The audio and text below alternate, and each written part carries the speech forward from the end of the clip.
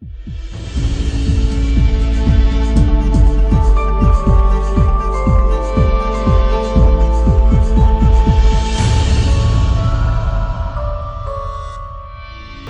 coisas criadas é uma das formas de se obter o conhecimento de Deus. Mas esse não é o conhecimento pleno. Mas eu posso conhecer a Deus. Alguns, em nossos dias, creem que conhecer a Deus é apenas se relacionar com as coisas criadas. Isso tem crescido cada vez mais. Quando eu me relaciono com as coisas criadas, eu estou conhecendo a Deus. Esse conhecimento é pequeno, mas é possível conhecer a Deus. Mas não é esse conhecimento que Deus espera de nós. Você que possui um automóvel, você entra no seu automóvel e você diz assim: Senhor Henry Ford, eu quero me relacionar com você e vou dirigir o carro. Henry Ford foi quem criou o automóvel. Não é pelo fato de que o Henry Ford criou o automóvel que ao entrar no seu carro você está se relacionando com o Criador, até mesmo porque ele está morto. Me relacionar com as coisas criadas não necessariamente é esse tipo de relacionamento que Deus espera de mim no conhecimento dele. Mas Deus se revela, é o início. Por isso que essa é a revelação geral para todas as pessoas, em todos os tempos e em todos os lugares. Deus se revela. Deus se revela. Por isso que Paulo diz que ninguém, nem o ser humano, é indesculpável, porque teve o início de uma revelação de Deus. Mas há uma outra revelação, que a teologia também chama de revelação específica ou revelação especial. É a manifestação de Deus para certas pessoas, em tempos e lugares definidos, permitindo que estas pessoas entrem no relacionamento com Ele. Vamos abrir agora a Bíblia em João, no capítulo 1. Vamos ver o que significa então essa revelação especial e quais são elas. Quais são elas? João, Evangelho de João, quarto Evangelho, quarto livro do Novo Testamento, no capítulo 1, lá no início, verso 1 e verso 14. Outra pessoa aí com uma voz bem forte, leia para nós aí, João, capítulo 1, verso 1 e verso 14.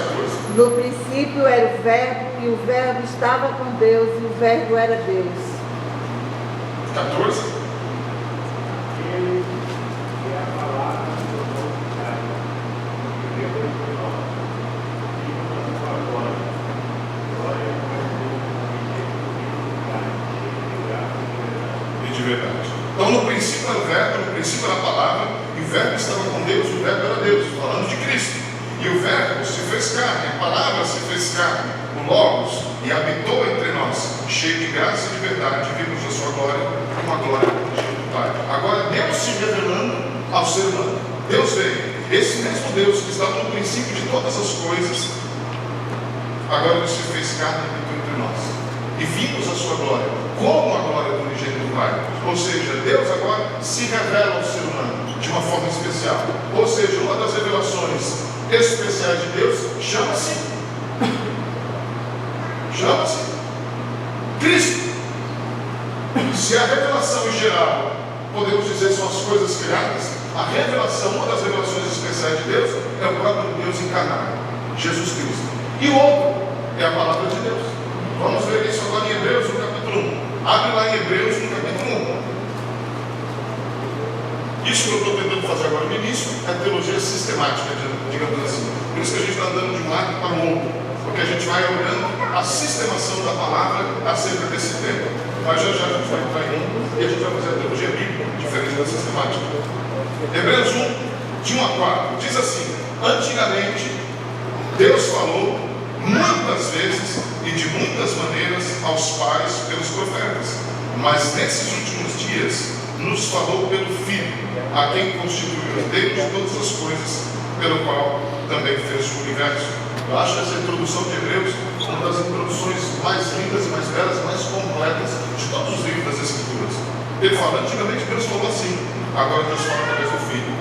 O Filho, que é o resplendor da glória de Deus, é a expressão exata, é a revelação exata do seu ser, sustentando todas as coisas pela sua palavra poderosa.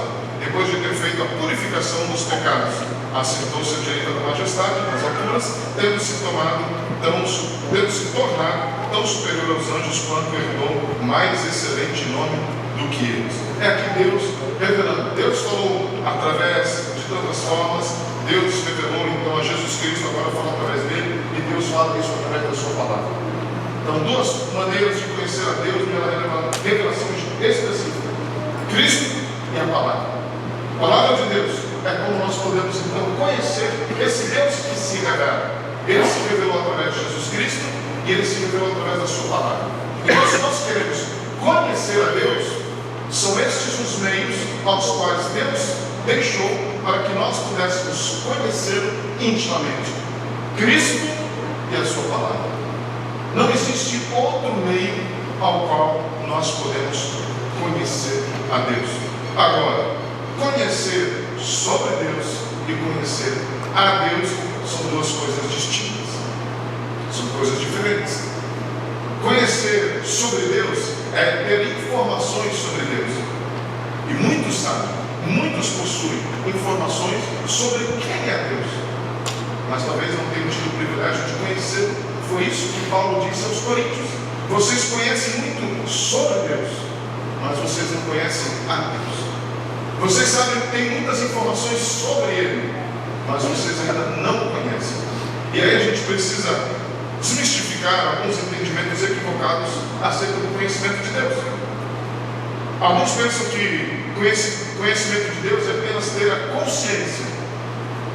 consciência da existência de Deus, aquilo que Deus colocou em todo ser humano, porque todos foram criados à imagem e semelhança de Deus, ou seja, possuem, ainda que essa imagem, por causa do pecado, ela foi corrompida, ela foi maculada, ela foi manchada, mas ela não foi apagada. É por isso que a gente vê a graça comum. Mesmo pessoas que não seguem a Deus, que não creem na existência de Deus, elas também conseguem fazer coisas boas. Por que elas conseguem fazer coisas boas? Porque elas possuem, na sua essência, a imagem e semelhança de Deus. Mas foi corrompida, elas não conseguem se debruçar e adorar o Senhor, a Deus. Mas essa consciência é muito pequena, é muito pouco.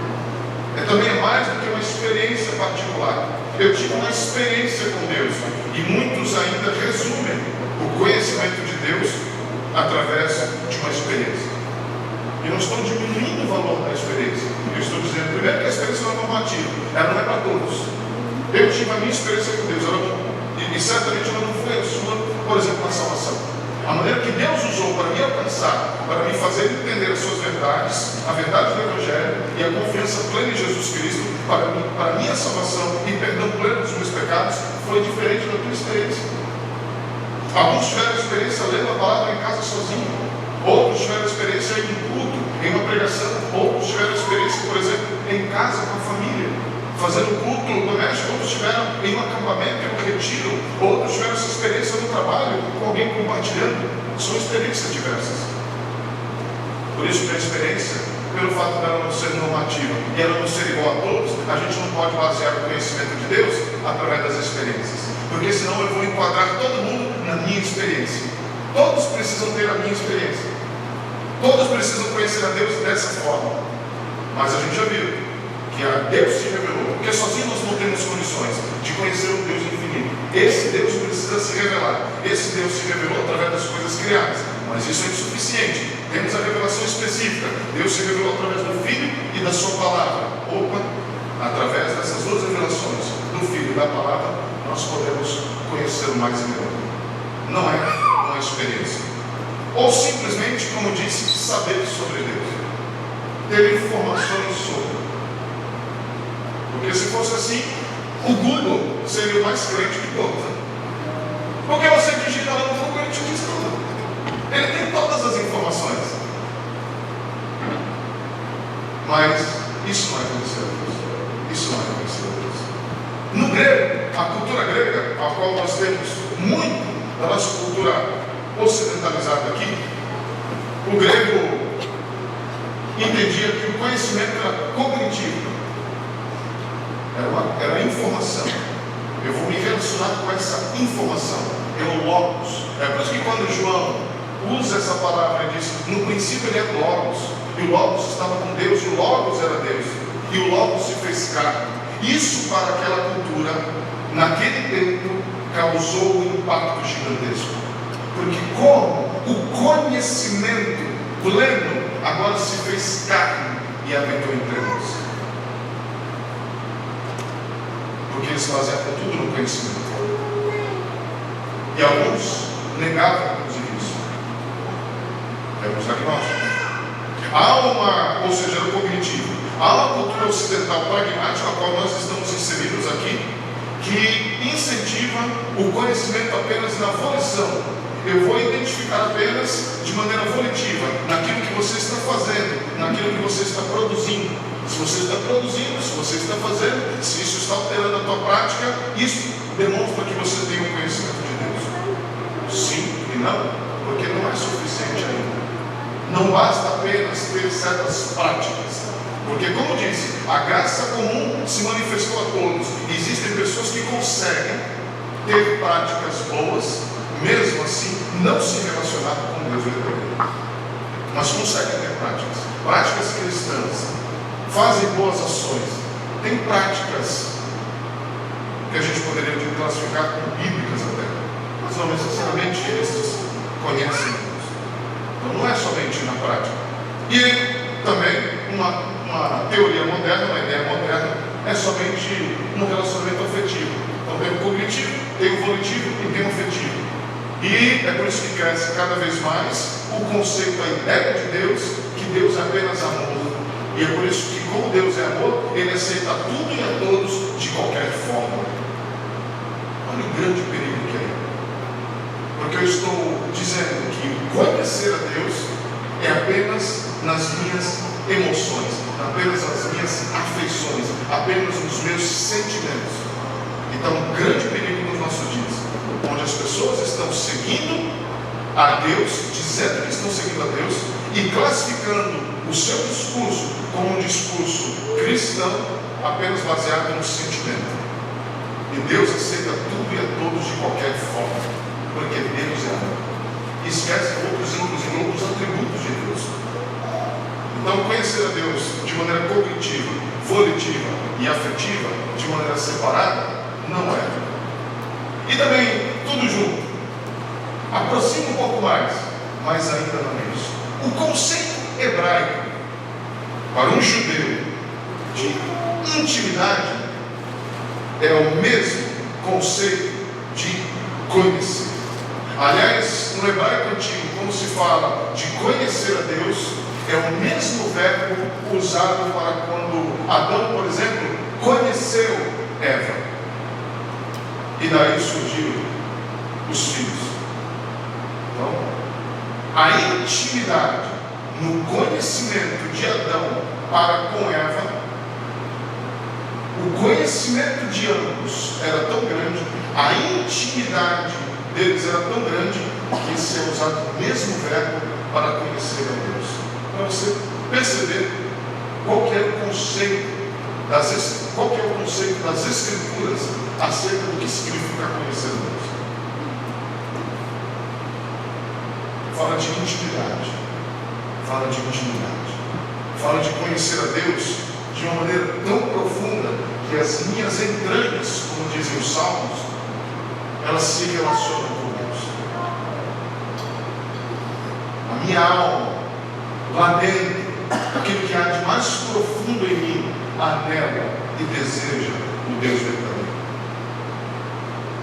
Isso daqui não é apenas aqui, não é apenas aqui, não é apenas algumas práticas, mas algo muito mais profundo. Qual a possibilidade então de conhecer esse Deus? As Escrituras atestam dois fatos. Primeiro, é exatamente isso que você está pensando, a nossa incapacidade de conhecer a Deus plenamente. E essa é uma das coisas mais lindas, apesar de parecer um contraponto, isso foi o primeiro fato, de olhar para a eternidade. Eu cresci com aquela imagem da eternidade, sendo que a gente vai estar lá nas nuvens com os anjinhos e um grande coral e a gente vai ter os anjinhos que tocam harpa, e a gente vai passar a eternidade cantando. Aleluia. Eu cresci com essa imagem na minha cabeça. Ninguém me disse, mas eu criei essa imagem na minha cabeça. Mas quando a gente olha para as Escrituras falam de um Deus eterno, infinito e que é tanto. O que Ele tem a nos oferecer é infinito. E quando eu comecei a estudar mais as Escrituras e aprender mais, teremos a eternidade para ter essa oportunidade de conhecer a esse Deus. E a eternidade não será suficiente para isso. Então, você que tem essa imagem da eternidade, a eternidade não é chata. A eternidade é maravilhosa. A gente vai ter a oportunidade de estar face a face com Deus. Onde Deus, como diz Paulo em Coríntios, será tudo em todos. Hoje nós vemos em parte, mas então nós veremos face a face. E teremos a oportunidade de conhecer esse Deus. Mas a eternidade não será suficiente para isso. E quando é que a gente vai terminar de conhecer a Deus? A eternidade está à nossa disposição. Esse é o fato. A nossa incapacidade de conhecer plenamente. E ao mesmo tempo, as Escrituras, esse mesmo Deus que Ele diz que há uma possibilidade de conhecer. Há uma possibilidade de conhecer. Porque o próprio Paulo disse que Ele será tudo em todos. Paulo aos Colossenses vai dizer: Cristo é tudo e está em todos. Como isso se dá? Irmão, é uma profundidade tão grande que algumas dessas coisas foram reveladas para Paulo. Ele teve a oportunidade de subir e ver algumas revelações, mas depois Deus deu um espinho na carne para ele. Acorde por 3 vezes o nome. E Deus falou: não, sabe o que você precisa de mim agora? A minha graça. A minha graça te basta. Porque senão você vai se ensoberbecer, você vai se exultar. O texto ali, a palavra, é como se fosse: você vai se inflar, você vai se encher disso. Então Deus vai revelando a si mesmo de maneira gradual e progressiva. Mas é possível para você. Deus nos dá esse privilégio.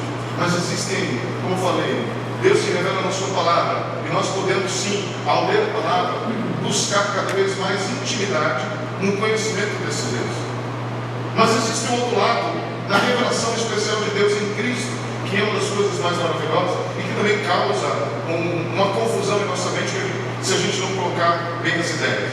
Em Êxodo, no capítulo 20, onde está registrado os 10 mandamentos, há um mandamento que diz que não crieis para vós, imagens de escultura, e assim por diante. O que Deus estava dizendo através de Moisés para o povo: não criem para vocês objetos para me conhecerem, para me identificarem como Deus. Porque a partir do momento que vocês criarem um objeto e vocês me identificarem desta forma, vocês limitarão todas as coisas a esta forma. Então não criem para vocês, porque vocês vão limitar quem eu sou e o conhecimento de mim mesmo. Não limitem, não criem para vocês. Ok? Chega o Novo Testamento. Chega Jesus. E Jesus muda todas as coisas. Abre comigo lá em Colossenses, no capítulo 1. Um dos textos mais lindos sobre Cristo, cristológicos. E olha o que Paulo vai dizer àquela igreja e para nós. Colossenses, no capítulo 1, a partir do verso 15.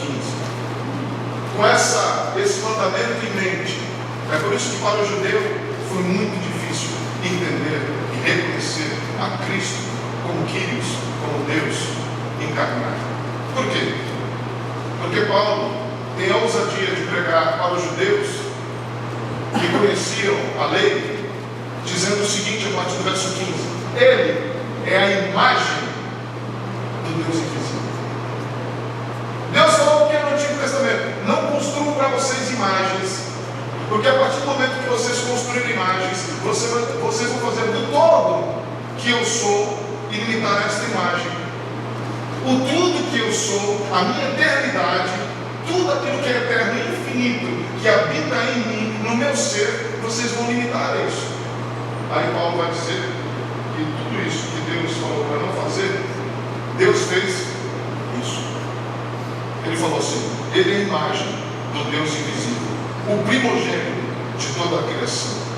Pois nele foram criadas todas as coisas, nos céus e na terra, inclusive a revelação geral, as visíveis e invisíveis, sejam tronos, soberanias, poderes, autoridades. Todas as coisas foram criadas por eles e para ele. Ele é antes de todas as coisas, e nele tudo subsiste. Ele é a cabeça do corpo, que é a igreja, o princípio, o primogênito dentre os mortos, para quem tudo tem supremacia. Pois foi do agrado de Deus que nele habitasse toda a plenitude, por meio dele reconciliada, e consigo todas as coisas, tanto as que estão na terra quanto as que estão nos céus, estabelecendo a paz pelo seu sangue derramado na cruz. Ou seja, Deus, em um momento da história, Ele decide, porque Ele é soberano. Ele falou: vocês não fazem, mas eu vou fazer isso. Eu vou me revelar em uma pessoa só, e nele todas as coisas a meu respeito estarão visíveis para vocês agora. E agora vocês vão poder se relacionar com algo visível, com Cristo, porque Ele é a imagem do Deus invisível. É Deus. Vamos agora em João, o próprio Jesus agora falando. Vamos ver o que Jesus fala a respeito de conhecer ao Pai e conhecer a Ele. João no capítulo 14, a partir do verso 5. O verso 6 eu creio que é conhecido de todos nós. Eu sou o caminho, a verdade e a vida. Ninguém vem ao Pai senão por mim. Mas vamos ver a partir do verso 5. Como conhecer a Deus a partir da perspectiva do próprio Cristo.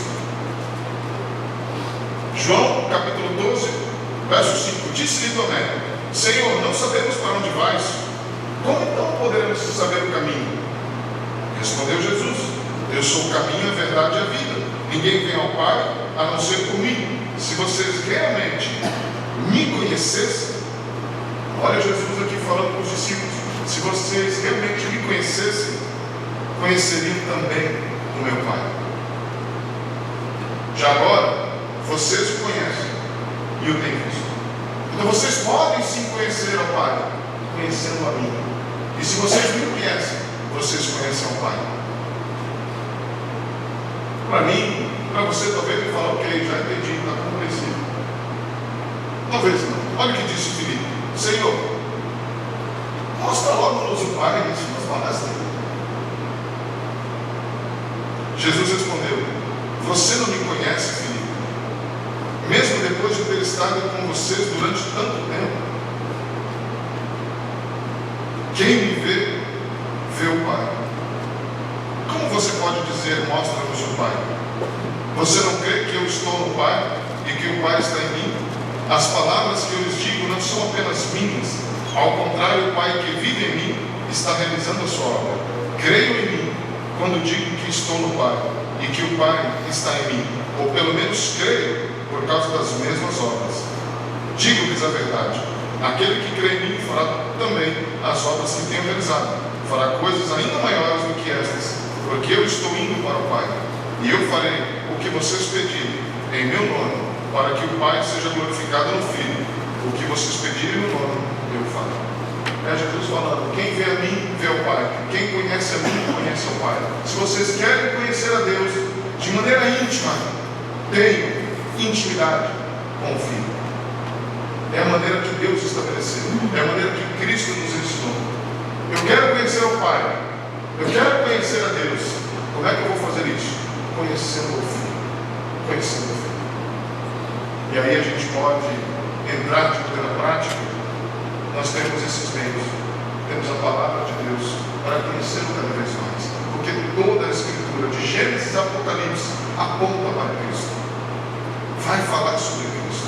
Então nós precisamos conhecer cada vez mais a Cristo. Porque quem vê a Cristo vê o Pai. Quem conhece o Filho conhece o Pai. Nós temos a oração para desfrutar aquilo que nós caminhamos aqui na série sobre oração na EBD. O deleite, o desfrutar da presença de Deus, desfrutar do Pai, abrir o coração, ser conhecido e se fazer conhecido com o Pai através da oração. Nós temos a comunhão dos irmãos. Eu não tenho condições de conhecer a Deus plenamente sozinho. Eu preciso da vida de cada um de vocês, porque vocês têm experiências com Deus que eu não tenho. Vocês conhecem o Pai, conhecem a Cristo, têm intimidade com Ele, vivem e desfrutam, observam e há em vocês facetas do Pai que eu não tive o privilégio de ter por mim mesmo, mas através da vida de vocês eu posso ter acesso e conhecer a Deus. Então nós podemos sim conhecer a Deus através da vida dos irmãos. A comunhão, irmãos, não é um acessório na vida do cristão, como nós temos dito tantas vezes. Inclusive, para conhecer mais a Deus, eu preciso do meu irmão. Se você tem o desejo de conhecer mais a Deus, você precisa amar a comunhão dos irmãos, porque na comunhão dos irmãos você vai ter o privilégio e não compartilhar. Eu vou compartilhar como eu tenho visto Deus na minha vida, e você compartilha, e eu ouvindo vou conhecer um lado de Deus que eu não tinha tido acesso, que eu não tinha conhecido ainda. E aí eu vou conhecendo cada vez mais a Deus e desfrutando desse conhecimento, dessa intimidade. Palavra, oração e a comunhão dos irmãos. É tanto que Deus pode fazer. As experiências da vida, elas são muito cristãs. Eu quero fazer agora uma dinâmica, como a gente tem feito, para que vocês respondam algumas perguntas. Como a gente pode conhecer a Deus no nosso ordinário? No nosso ordinário. Na nossa vida comum. No nosso dia a dia. As experiências. É uma dor, é uma angústia, é o trânsito, é uma demissão, é um chefe, é uma tarefa, é uma demanda intensa que tem me consumido, são os filhos, é a família, são adversidades, são problemas. Como conhecer a Deus intimamente e desfrutar e fazer com que estas situações também nos levem a ter o privilégio de conhecer mais a Deus através delas. Então eu quero antes ler uma história para vocês. Uma história, uma manhã de segunda-feira, comum na vida de um casal. E eu quero que a partir daquilo que nós ouvimos sobre conhecer a Deus, observar na história deste casal, e que talvez pode ser a tua história também, a tua realidade, um dia ordinário, uma segunda-feira, e perceber, dividido em grupos, como é que a gente pode conhecer a Deus em alguns temas. Uma manhã de segunda-feira na vida de Marcos e Emanuela. Domingo de manhã, Marcos se enche de alegria ao cantar. O pastor dele acaba de pregar sobre o amor de Deus por nós em Cristo. Marcos sentiu mais uma vez sua própria indignidade, em contraste com a dignidade de Cristo. Agora, ao erguer a sua voz em louvor, seu amor por Cristo está fortalecido. Ele não tem dúvidas de que Deus está presente nesse momento. Além disso, lágrimas correm pelas bochechas de Emanuel. Segunda de manhã. O dia começou muito bem. Ainda levitando pela experiência do dia anterior na igreja, Marcos senta à mesa para comer um sanduíche. As crianças brincam tranquilamente na sala de estar. Ele leva um café para Emanuela na cama, a beija gentilmente na bochecha. Lá fora, o sol brilha, os pássaros cantam. Será que a vida poderia ser melhor do que isso? Marcos sai para o trabalho, chega à estação de trem e descobre que o seu trem foi cancelado. Agora uma quantidade dobrada de passageiros abarrota o trem seguinte, e Marcos tem de ir em pé e não mais sentado como ele havia planejado. Ele perde a esperança de conseguir ler o seu livro, que ele também tinha planejado. O cara ao seu lado claramente nunca ouviu falar em desodorante. Os próximos 40 minutos naquele trem não serão nada agradáveis. Nesse mesmo instante, lá na sua casa, Emanuela está enxugando leite no chão da cozinha, porque Samuel e Jaime, os filhos, estavam brigando por causa das meias. E o pequeno Pedrinho, onde é que está o Pedrinho? Não faço ideia. Emanuela ergue os olhos e vê a caixa de cereal sendo derrubada da mesa da cozinha. Como um dia pode ser arruinado tão rapidamente uma festa? 10 minutos depois, Emanuela dá uma mordida na torrada enquanto abre a sua Bíblia. Ela lê alguns versículos, então fecha os olhos para orar. Pai, que Marcos tenha um bom dia no trabalho. Por favor, Senhor, abençoa. E então, ela é interrompida quando Jaime invade o quarto. Mãe, cadê meu suéter aqui da escola? Mãe, cadê minha blusa? O Samuel, o outro filho, não faz diferente. Mãe, a senhora viu meu dever de casa? E Pedrinho? Cadê Pedrinho? Ela nunca sabe onde está Pedrinho. Marcos fecha os olhos novamente. Lá no trem agora. E tenta viajar. Em sua imaginação, para um lugar bem distante do seu vagão lotado, ele está prestes a mergulhar nas águas azuis de uma lagoa tropical, quando alguém derrama a chave do seu camisa. Ele pragueja, mas imediatamente ele se enrubesce, não apenas porque o chá quente escorre pela sua barriga, mas porque está envergonhado. Sinto muito, muito mesmo. Eu atraso, tenho que ficar em pé, eu normalmente não sou tão mal-humorado trato assim, me perdoa. A moça segurando o que sobrava do seu chá está igualmente envergonhada. Não, a culpa é minha. Ela diz enquanto se espreme entre as pessoas e desaparece no trem. Em casa, Emanuel está conduzindo os filhos até a porta. 1, 2, 3. E ela se lembra de Rosa. 4. Todos os dias ela se lembra de Rosa. A quarta filha deles, nascida com uma má formação cardíaca e falecida aos 10 meses. Ausente, contudo, sempre presente. 2 anos depois, Emanuel ainda sofre com a perda de Rosa. É doloroso, dói até mesmo aqui, na porta de casa. O tempo vai sarar, disseram para ela. Ela sabe que as pessoas estavam tentando ser positivas, mas ela não quer ser positiva. Às vezes tudo o que ela queria era apenas chorar. Ontem Deus parecia tão presente para Marcos na igreja, mas hoje é diferente. Hoje só há 3 superlotados, passageiros suados, uma camisa molhada, um constante vazio deixado pela pequena Rosa. Hoje Deus, quem é Deus na minha vida hoje? Ele não é ausente. Marcos não duvida que Deus está em todo lugar, mas Deus também não parece estar de fato presente na realidade da vida dele. Não de uma maneira que Marcos possa tocar o ouvido. Emanuel está em pé no parquinho, conversando com outras mães, enquanto Pedrinho a puxa pela blusa. Você soube da Rosana, a mãe do Jacó? Vem ouvir dizer que ele começa uma pequena fofoca. Emanuel não soube de nada, mas quer saber. Um pouco de fofoca faz mal para ninguém. Para que ser amanhã? Um pequeno escândalo para fazer sentir-se superior. Ela se aproxima para ouvir um pouco melhor, mas ela diz não a si mesma. Não vá, isso não é uma boa ideia. Não se aproxime. Ela retrocede. Era mesmo uma má ideia. Que mal poderia haver uma só fofoquinha. Aquilo a distrairia pelo dia entedioso. Mas Emanuel pensa na palavra de Deus. Ela pensa na graça de Cristo que lhe foi dada. Ela quer demonstrar a mesma graça para outros. E ela diz, me desculpe. E ela grita para trás, eu preciso ir embora. E ela nem se dá conta onde que está Pedrinho. Estão todos ali em torno daquele último quarto. E ela sai e se levanta. O trem lentamente para.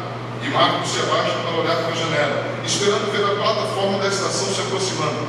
Mas tudo que ele vê é uma placa avisando: em virtude de uma falha no semáforo, teremos um atraso de mais 15 minutos. Pedimos desculpas por qualquer inconveniente que isso possa causar. Marcos dá um alto grito. Ele não é único. O vagão inteiro desperta gemidos compartilhados. Marcos fecha os olhos, tenta lembrar do sermão de ontem, que foi pregado na igreja. O que o pastor disse mesmo? Algo sobre o Cristo estar em nós. Nada de novo.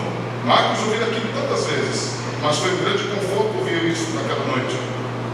E era um conforto lembrar-se daquilo de novo, naquela manhã. Pouco tempo depois, Emanuel, à porta de casa está Amanda, uma amiga, com quem ela se reúne toda semana para orar. Ela tenta lembrar algo que eles haviam lido semana passada, algo em Filipenses, que ela não lembra mais o que, algo sobre conhecer a Cristo, fosse o que fosse. Ela se lembra de ter ficado empolgada nisso naquele momento.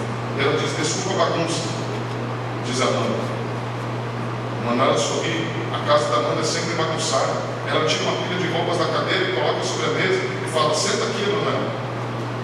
Amanda lhe serve uma xícara de bem forte. Manuela não entende como Amanda consegue lidar com todo aquele caos. Meia hora depois, Marcos finalmente chega ao trabalho. Como foi o culto? Bob pergunta. Um colega cristão de Marcos. Como foi a igreja? E parece que a pergunta lhe remete a um tempo tão longe que nem parece que foi ontem. Ou talvez ele tenha que esperar até domingo que vem. Um outro domingo, porque ainda é apenas segunda-feira, para ele novamente ter a oportunidade de se debruçar na presença de Deus. Uma segunda-feira na vida desse casal. Talvez uma segunda-feira semelhante na vida de tantos aqui. Talvez não no trem, no carro, não no trem, no voo, no ônibus, não em casa, mas no trabalho. Coisas que acontecem na vida de todo mundo. E a pergunta é, como no meio da nossa rotina diária a gente pode, de fato, encontrar Deus e conhecer a Deus? O que você diria para Marcos? O que você diria para Emanuel?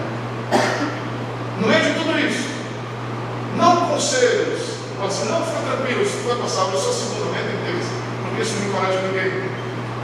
Mas um conselho prático: você é um crente em Jesus Cristo, que participou de uma EBD sobre conhecer a Deus, e você vai amanhã, na tua segunda-feira, encontrar com Marcos no teu trabalho, ou quem sabe encontrar com a Manuela, na casa dela, ou aqui, ou no lugar que seja. O que você diria para ambos? O que você diria para ambos? É o que você vai fazer agora. Então, eu quero dividir vocês em 11 grupos. Por que 11? Porque eu tenho 11 papéis, só por isso. Não tem nada místico. 11 grupos. Então vamos lá, divida isso aí. Em 11 grupos, digamos assim, aqui a gente pode fazer 4 grupos, aqui a gente pode fazer 4 grupos aqui no meio, e aqui do meu lado direito a gente faz 3 grupos, tá bom? Então, do meu lado direito aqui, 3 grupos, aqui no meio 4 grupos e ali 4 grupos. Você que está virado para lá agora, vindo para cá de novo, para a gente concluir.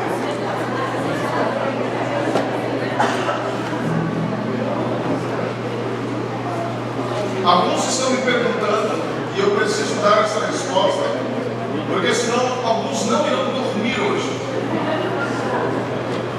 A pergunta que não quer clamar é: onde está Pedrinho? Se vocês querem saber onde está Pedrinho, adquiram este livro, da editora Fiel, muito bom, do Tim Chester, Experimentando Mais de Deus. É uma história interessante. Mas o Pedrinho, não diz onde ele está. Era só uma ilustração do livro para falar sobre isso. Mas é interessante. Alguns pais, de fato, cadê? Vamos lá. Como conhecer a Deus em cada um desses aspectos da vida? Como eu disse, a ideia, uma dinâmica, a gente pensar na vida de Marcos e Manuela. Mas a gente também vai estar dizendo isso para si mesmo. Para nós, como nós podemos conhecer a Deus no nosso ordinário. A gente já falou, Deus se revela. Conhecer a Deus como? É impossível para nós. Mas nós temos a revelação geral. Podemos conhecer sobre Deus, mas não tudo sobre Ele, e não é suficiente para me relacionar com Ele. Mas tem a revelação específica, que é a palavra e é Cristo. E o próprio Senhor Jesus disse: quem vê a mim, vê ao Pai. Quem conhece a mim, conhece ao Pai. Então eu vou desfrutar disso através da palavra de Deus, eu vou conhecer mais a Deus, eu vou conhecer mais a Deus através da minha oração, desfrutando desse relacionamento de intimidade com Ele. Eu vou também, através da comunhão da igreja, conhecendo outras manifestações de Deus na vida dos meus irmãos, para que isso chegue até a minha vida também. Existem as situações da vida que nós também podemos fazer e utilizá-las da melhor forma para conhecer mais a Deus. Por exemplo, a primeira delas que eu coloquei: como conhecer mais a Deus em cada prazer.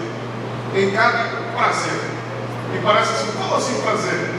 O que houve na vida de Marcos e Manuela que foi prazeroso naquele dia?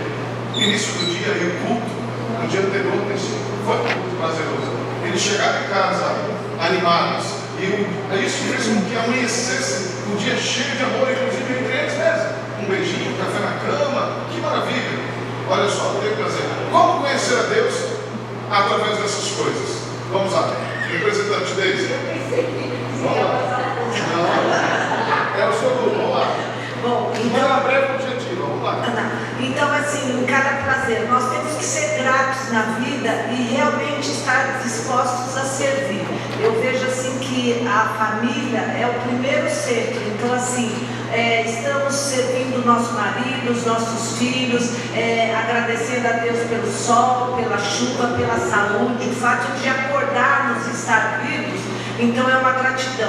E compartilhar, poder receber as pessoas, abrir a casa, né? Então assim, nós aprendemos uns com os outros, que nem você falou assim, que aquilo que você tem de experiência com Deus é a diferença da minha. Então assim, a gente compartilhar e aprender uns com os outros. E tá sempre agradecendo a Deus, mesmo que seja em pensamento. Olha, eu estou conversando com Deus lavando louça, eu estou conversando com Deus arrumando a casa para receber minhas amigas. É isso. Maravilha. A Célia disse uma coisa interessante que eu vi ao passar aqui. Diga aí, Célia. É que nós, quando lemos aqui a pergunta, nós focamos nas coisas ruins que foram faladas na história. Então, muitas vezes, aquela coisa boa que acontece na nossa vida, como aconteceu no início da manhã no casal, parece que foi tudo esquecido, porque na nossa mente, o que nós focamos aqui, mas o prazer como? A gente não sabia como, a gente ficou em dúvida aqui quando nós pegamos a pergunta, porque a gente sempre dá uma ênfase muito maior nas coisas ruins que acontecem, e a gente esquece aquela coisa boa que foi tão maravilhosa na nossa vida. Verdade. Muito bom. O que mais que a gente poderia dizer que aconteceu aqui? Tinha de bom na vida de Marcos e Manuel, gente? Eles tinham filhos. O que mais? Eles tinham casa. Eles tinham trabalho. O casamento, e que pelo início da história, um casamento feliz. O alimento sobre a mesa. Uma casa boa. Eles tinham Cristo. Eles tinham uma igreja. Ela tinha uma amiga. Tinha um Pedrinho.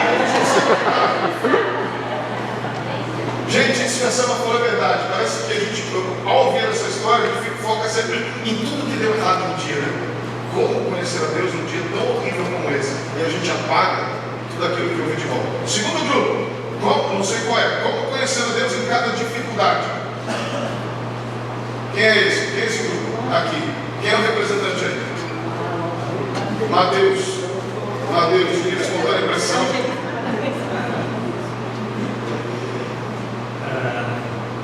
De dizer tantas coisas, né? A gente acaba entendendo que a dificuldade, como diz aqui a frase, o filho aqui resumiu uma frase simples. A gente entende que as dificuldades são como uma academia de Deus para nós. O propósito é nos fazer a imagem e semelhança de Cristo, né? Nos tornar um pequeno Cristo. Então, nada mais do que as dificuldades para nos experimentar, nos dar a oportunidade de exercitar os frutos do Espírito. Legal. Muito bom. Obrigado, Gabriel. Olha aí. Saindo da adolescência, vai matando Gabriel. O pessoal está afiado. Mas é isso aí, gente. As dificuldades fazem isso em nós. Tem esse poder de fazer isso em nós, né? Nos levar a exercitarmos a nossa fé. O que mais que a gente poderia dizer, gente, da dificuldade? Como é que a gente pode experimentar o aperfeiçoamento de Deus? Porque a dificuldade tem esse poder, nos aperfeiçoa. Acho que a partir do momento que você passa pela dificuldade, passou por aquele momento tenso, você está num momento mais tranquilo, você olha para trás, você fala assim, poxa vida, passou e foi Deus que sustentou.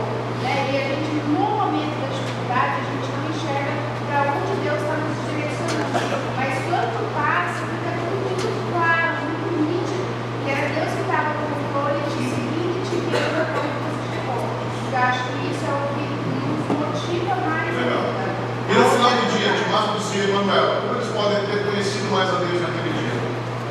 Através das dificuldades. Momento de meditação. Porque se você não medita, você não vai prestar atenção no que aconteceu no seu dia. É isso. Deus esteve presente, gente, no dia dele? Até na pergunta do amigo lá no trabalho: como foi o culto ontem? É o amigo sendo instrumento de Deus para lembrar. Foi. Ótimo. Terceiro grupo: como conhecer a Deus na oração? Em cada oração, quem é? Aqui temos um representante, Bia. Por apontar de dedos, Bia. Beatriz Massal. Vamos lá.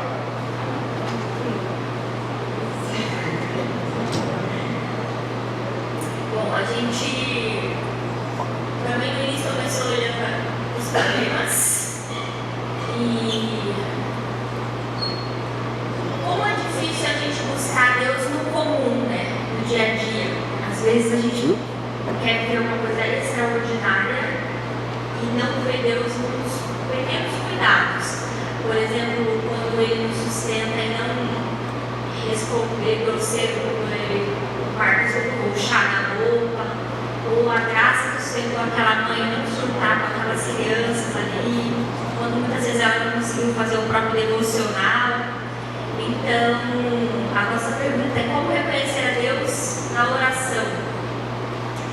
Confiando que nós devemos buscar Ele apesar do sentimento.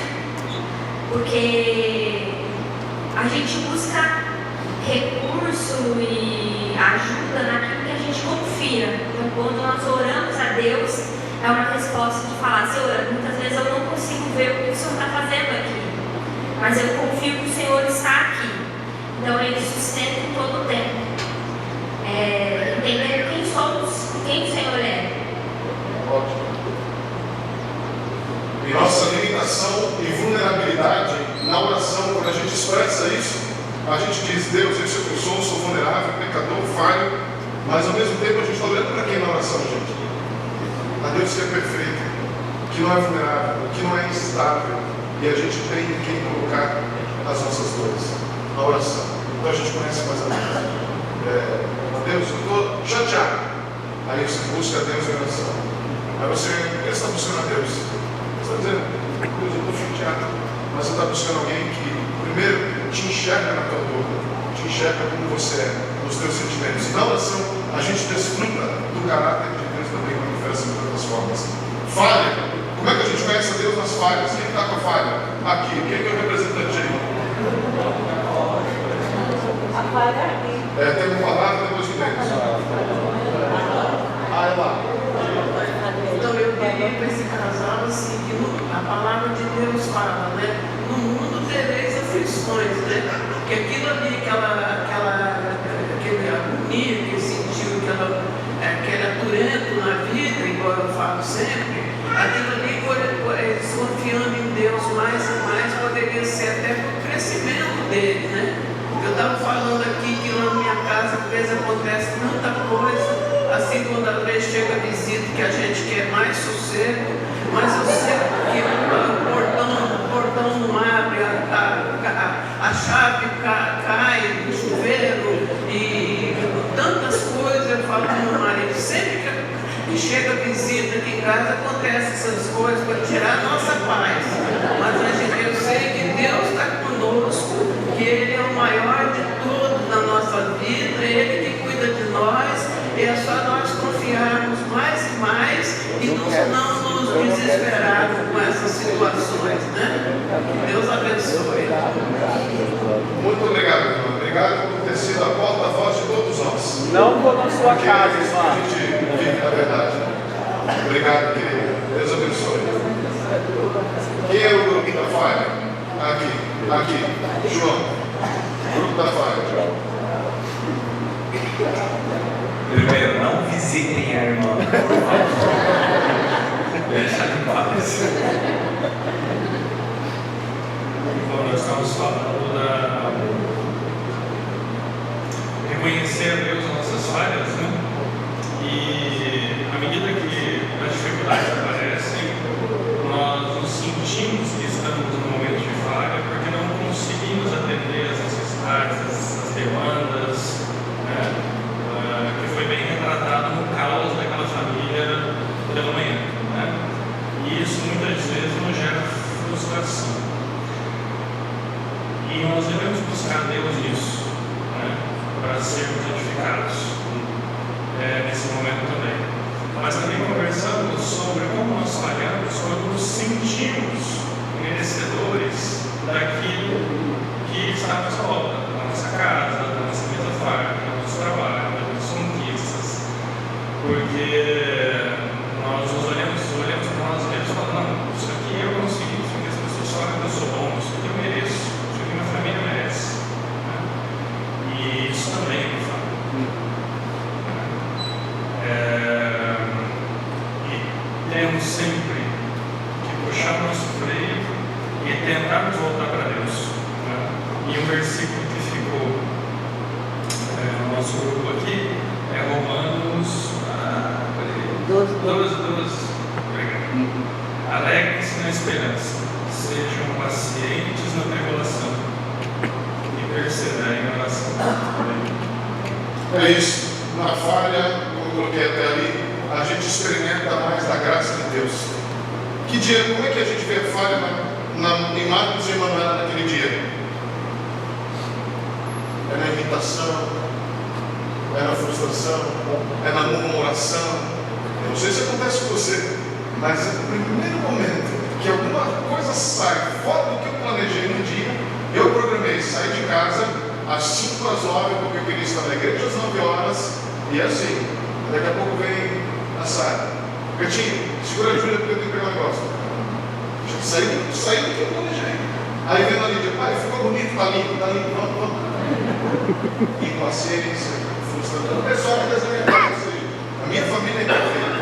Mas é assim que a gente vê. E como eu posso conhecer a Deus nisso? Vendo a graça dele mais uma vez na minha vida. Porque isso não acontece uma vez só. Isso não acontece apenas na segunda-feira. Isso acontece na terça. Isso acontece na quarta. Isso acontece na quinta. Isso acontece na sexta. Isso acontece todos os dias. E Deus, na sua infinita graça, a gente se debruça em oração. A gente vê mais dele. Como é que a gente pode conhecer a Deus em cada dor? Como é que a gente pode experimentando, por exemplo, mais a presença do Filho? A dor. O que é a dor? Quando a gente percebe a dor, a gente lembra do que Cristo sofreu na cruz. A gente conhece mais a Deus. Se isso está doendo em mim, imagina o que Cristo sofreu. A gente conhece mais sobre o que Cristo passou, a presença do Filho. Como a gente pode, por exemplo, conhecer a Deus em cada ceia? A gente pode experimentar o toque do Filho na minha vida, mais uma vez. Em cada tentação, como é que a gente pode conhecer a Deus em cada tentação que eu vivo e que eu passo no meu dia a dia? Experimentando mais da vida no Espírito, tentando mortificar a carne e falando, Deus tem misericórdia de mim, e a graça de Deus revelada em mim através da ministração do Filho e do Espírito Santo na minha vida. Como conhecer mais a Deus em cada angústia? Podemos desfrutar da esperança que somente o Espírito me dá. Desfrutar disso. Como é que a esperança do Espírito pode trabalhar na minha vida? Dizendo para mim que há a esperança de que tudo isso, todos os sofrimentos, elas têm um prazo de validade. Tem um prazo de validade. Mas enfim, vai ter um fim. Como conhecer a Deus em cada palavra que o Senhor ministra a nós? É experimentar a voz do Espírito falando no nosso coração. É aquele lembrete, aquele amigo, é aquela irmã, é uma amiga que fala, que manda um versículo, que aquele versículo chega no meu coração, na ministração do Senhor. Ok, é isso que eu preciso me lembrar. Eu preciso trazer à memória aquilo que me dá a esperança. Como eu posso conhecer a Deus na comunhão, experimentando o amor de Deus revelado na vida de cada um? Eu vou conhecer mais sobre o caráter de Deus. Sobre o caráter de Deus. E cada vez mais tem sido especial para nós, o Ministério Pastoral, cada vez que a gente tem feito aconselhamentos. A gente conhece a dor das pessoas. As pessoas compartilham, às vezes, de coisas íntimas. E a gente, ao subir aqui no culto, ver a igreja reunida, ver a igreja orando, e essas pessoas aqui no meio, cantando e louvando ao Senhor, apesar daquilo que estão vivendo, daquilo que viveram aquela semana, que talvez você que está do lado não faz a mínima ideia. É por isso que às vezes a gente olha aqui e na oração a gente se emociona. Aí fala, Deus, obrigado por tua graça. Obrigado por tua graça. Porque o que faz esse irmão sair de casa e continuar levantando as mãos e adoração ao Senhor, mesmo vivendo o que está vivendo, dizendo que confia no Senhor, é o amor de Deus. É o amor de Deus. Como conhecer a Deus em cada arrependimento e fé? É desfrutar da liberdade que há em Cristo. Da liberdade de dizer, eu sou filho e os meus pecados, as minhas falhas, as minhas imperfeições não alteram em nada o sangue de Cristo sobre mim. Deus continua me aceitando como filho e me amando como filho. Me amando como filho. Me arrependo, peço que Deus fortaleça a minha fé. E aí eu conheço mais daquilo que Deus me deu em Cristo. Essa liberdade. A gente pode conhecer a Deus muito no nosso dia a dia, nas pequenas coisas. Eu vejo não vamos conseguir ouvir a todos os grupos, mas a dinâmica fica. E lembre-se disso durante toda a semana, na angústia, na dor, nos planos frustrados, na oração, nas imperfeições, em tudo aquilo que acontecer, que a tua oração, o teu desejo seja, como é que eu posso conhecer a Deus através de tudo isso? Através de tudo isso. Eu sei que na hora do caos, talvez isso não chegue, mas no momento onde veio a sobriedade, veio a serenidade, você para em oração. Deus, esse foi o meu dia. Da minha perspectiva, como a gente disse, não foi essa família, foi um caos. Foi um caos. Mas agora Deus com calma, olhando para trás, como a gente fez agora olhando para a vida de Marcos e Manuel. Deus, como é que eu posso olhar para a minha vida de maneira diferente? E a gente criando o hábito de fazer isso, a gente vai fazer isso de maneira instantânea e mentalmente. Quem sabe a gente vai conseguir fazer isso no momento do caos. Em alguns momentos aconteceu isso comigo. E foi tão especial. Que naquele momento, onde eu naturalmente reagiria tão mal, eu fiz rapidamente bloqueei. Deus, eu posso te conhecer no meio disso. Acalma o meu coração. Me ajuda a atravessar isso agora, que eu preciso agora. E o fruto que saiu dali foi totalmente diferente. Porque Deus está trabalhando na raiz do